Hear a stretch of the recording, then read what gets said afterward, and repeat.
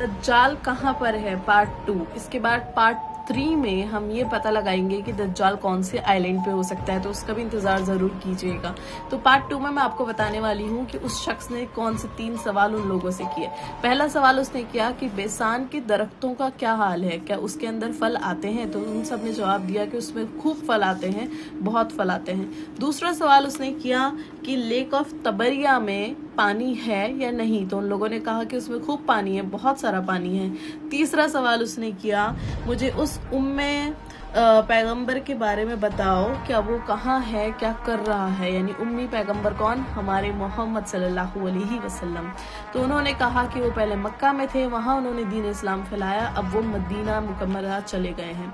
तो मदीना मुकर्रमा जाने के बाद उन्होंने वहाँ पर दीन की तबलीग करना शुरू कर दी है। तो फिर उस शख्स ने कहा कि ठीक है, अब मैं तुम्हें अपने बारे में बताता हूँ कि मैं कौन हूँ। उसने कहा कि मैं दज्जाल हूँ।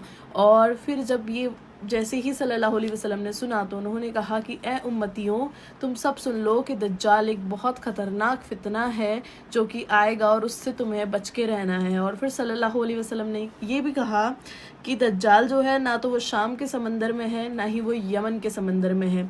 दज्जाल मशरिक में है, यानी कि ईस्ट की तरफ है, मेडिटेरेनियन सी और सीरिया इस तरफ नहीं है।